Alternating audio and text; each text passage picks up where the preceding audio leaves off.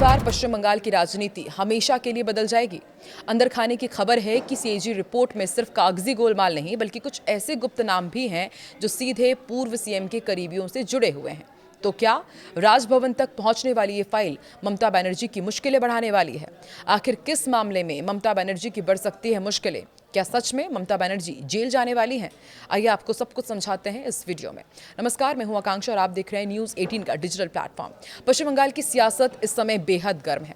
एक लंबे समय के बाद साल 2020 के अम्फान चक्रवात राहत घोटाले में सीएजी की रिपोर्ट शनिवार को विधानसभा में पेश होने जा रही है और सीएम ने साफ कर दिया है कि भ्रष्टाचार साबित होने पर पूर्व सीएम ममता बनर्जी या किसी भी ताकतवर नेता को बख्शा नहीं जाएगा। इस बड़े खुलासे से पूरे राज्य में हड़कंप मचा हुआ है और सबकी निगाहें अब सदन पर टिकी हुई है। आइए अब आपको समझाते हैं कि आखिर ये पूरा मामला है क्या। देखिए, मीडिया में छपी खबरों के मुताबिक मुख्यमंत्री शुवेंदु अधिकारी ने बताया कि अम्फान राहत घोटाले से जुड़ी कैग रिपोर्ट शनिवार को विधानसभा में पेश कर दी जाएगी। उनका आरोप है कि पिछली सरकार ने नियम होने के बावजूद इस रिपोर्ट को कभी सदन में रखा ही नहीं और ना ही इस पर कभी कोई चर्चा कराई। अब रिपोर्ट सार्वजनिक होने के बाद विधानसभा में विस्तार से चर्चा होगी और उसी के आधार पर आगे की कार्रवाई तय की जाएगी। सबूत मिले तो कोई नहीं बचेगा, ये भी कहा है मुख्यमंत्री ने। उन्होंने कहा कि जहां भी भ्रष्टाचार के सबूत मिलेंगे वहां कानूनी कार्रवाई होगी। आरोपी चाहे मुख्यमंत्री हो, मंत्री हो या कोई भी बड़ा राजनीतिक नेता हो, कानून सभी के लिए बराबर है। अगर रिपोर्ट में किसी के खिलाफ कार्रवाई की सिफारिश होती है तो राज्यपाल को एफआईआर दर्ज कराने की अनुशंसा भी भेजी जाएगी। उनके इस बयान को विपक्ष और सत्ता पक्ष दोनों गंभीर राजनीतिक संदेश के तौर पर देख रहे हैं। साल 2020 में आए चक्रवात अम्फान ने पश्चिम बंगाल के तटीय इलाकों में भारी तबाही मचाई थी। राहत और पुनर्वास के लिए प्रधानमंत्री नरेंद्र मोदी की ओर से 2 किश्तों में करीब 3,750 करोड़ रुपए जारी किए गए थे। बाद में आरोप लगे कि राहत राशि के वितरण में बड़े पैमाने पर गड़बड़ी हुई। कई वास्तविक पीड़ितों तक मदद नहीं पहुंची, जबकि अपात्र लोगों को लाभ मिलने के आरोप सामने आए। इसके बाद ये मामला अदालत तक जा पहुंचा। अम्फान राहत वितरण में कथित गड़बड़ी को लेकर कलकत्ता हाईकोर्ट में जनहित याचिका दायर की गई थी। इसके बाद विशेष सीएजी जांच कराई गई। मुख्यमंत्री का दावा है कि जांच रिपोर्ट आज तक सार्वजनिक नहीं की गई और रिपोर्ट में अगर किसी के खिलाफ कार्रवाई की सिफारिश थी तो उस पर भी अमल नहीं हुआ और अब सरकार इस रिपोर्ट को सार्वजनिक करेगी और आगे की प्रक्रिया शुरू करने की तैयारी में है। रिपोर्ट सामने आने से पहले दक्षिण 24 परगना, खासकर डायमंड हार्बर इलाके में भ्रष्टाचार के कई आरोप भी चर्चा में हैं। हालांकि अभी यह साफ नहीं हुआ है कि कैग रिपोर्ट में इन मामलों का जिक्र है या नहीं। अब रिपोर्ट में किन किन लोगों के नाम हैं और क्या सिफारिशें की गई हैं, इसका खुलासा विधानसभा में रिपोर्ट पेश होने के बाद ही होगा। इसी बीच अभिषेक बैनर्जी से जुड़े कई मामले पहले ही अदालत में लंबित हैं। मुख्यमंत्री शुवेंदु अधिकारी ने यह भी बताया कि समान नागरिक संहिता पर पूर्व सुप्रीम कोर्ट जज रंजना प्रकाश देसाई की अध्यक्षता वाली समिति की रिपोर्ट भी जल्द सार्वजनिक की जाएगी। ऐसे में माना जा रहा है कि आने वाले दिनों में पश्चिम बंगाल की राजनीति में कई बड़े मुद्दों पर सियासी बहस तेज हो सकती है। इसी बीच शहीद दिवस पर ममता बनर्जी की सभा में भीड़ उमड़ने पर टीएमसी महासचिव अभिषेक बनर्जी दोबारा से उत्साह का संचार उनके अंदर दिखने लगा है। जनसभा में अभिषेक बनर्जी ने कहा कि साल 2031 में वो बीजेपी से हिसाब चुकता कर लेंगे।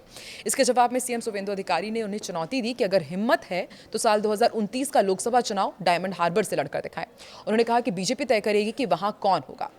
पश्चिम बंगाल में मुख्यमंत्री शुवेंदु अधिकारी और तृणमूल कांग्रेस के महासचिव अभिषेक बनर्जी के बीच नए सिरे से वार पलटवार शुरू हो गया है। अभिषेक बनर्जी ने दरअसल मंगलवार को कहा था कि अब जो अगला विधानसभा चुनाव होगा उसमें सारा हिसाब चुकता हो जाएगा। इस बयान के बाद सीएम ने पलटवार किया और कहा कि अगर सच में हिम्मत है तो 2031 तक क्यों रुकना है, 2029 का लोकसभा चुनाव डायमंड हार्बर से लड़कर दिखाइए। उन्होंने चुनौती भरे लहजे में कहा कि जब डायमंड हार्बर से लड़ोगे तब बीजेपी तय करेगी कि वो कहां होंगे। तृणमूल कांग्रेस की 3 टुकड़े होने के बाद पहली बार अभिषेक बनर्जी ने बीजेपी सरकार पर इस तरह से निशाना साधा है। दोनों दल संगठनात्मक ताकत और अगले विधानसभा चुनाव को लेकर एक दूसरे पर निशाना साध रहे हैं। सीएम ने अभिषेक बनर्जी को ये चुनौती राज्य विधानसभा में गृह और पर्वतीय मामलों के विभागों की बजट संबंधी अनुदान मांगों पर चर्चा के दौरान की। इससे पहले ममता बनर्जी गुट की तृणमूल कांग्रेस विधायक अलीफा अहमद ने शिकायत की थी कि चर्चा की तैयारी करने वाले विपक्षी विधायकों को उनके नाम दिए जाने के बावजूद बोलने का अवसर नहीं दिया गया। इस आरोप पर प्रतिक्रिया देते हुए सीएम ने कहा कि विधानसभा विपक्ष के अंदरूनी मतभेदों का समाधान नहीं कर सकती। उन्होंने कहा कि मैं 5 वर्षों तक नेता प्रतिपक्ष रहा। स्थापित प्रक्रिया ये है कि विपक्ष का मुख्य सचेतक वक्ताओं की सूची सत्ता पक्ष के मुख्य सचेतक को सौंपता है, जिसके बाद अध्यक्ष उसी के अनुसार सदस्यों को बोलने के लिए बुलाते हैं। यदि आपके दल के भीतर कोई विवाद है तो उसे वहीं सुलझाइए। मुख्यमंत्री या विधानसभा आपके आंतरिक झगड़ों का समाधान नहीं कर सकती। इसके बाद उन्होंने अभिषेक बैनर्जी का नाम लिए बिना उन पर परोक्ष तौर पर निशाना साधा और टीएमसी नेता की एक दिन पहले पार्टी की बैठक में की गई टिप्पणी का उल्लेख किया। उन्होंने कहा कि कल बहुत बड़ी बड़ी बातें की गई। किसी ने अपने कार्यकर्ताओं से उसे नोट कर लेने को कहा और ये कहा कि हिसाब 2031 में चुकता किया जाएगा। हम देखेंगे कि साल 2031 में वो कहाँ होंगे।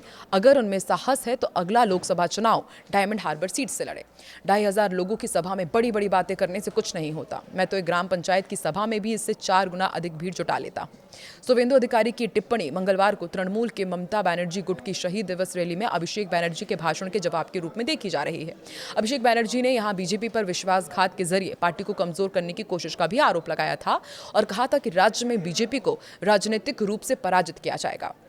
अभिषेक बैनर्जी ने कहा था कि भाजपा क्या करेगी, हमें जेल में डालेगी, हमारे खिलाफ झूठे मामले दर्ज करेगी, करने दीजिए, हम कभी सिर नहीं झुकाएंगे क्योंकि हमारी रीढ़ बिकाऊ नहीं है। उन्होंने कथित तौर पर डराने धमकाने के बावजूद कार्यक्रम में पहुंचे पार्टी कार्यकर्ताओं की सराहना करते हुए ये भी कहा कि ये नई तृणमूल का जन्म है।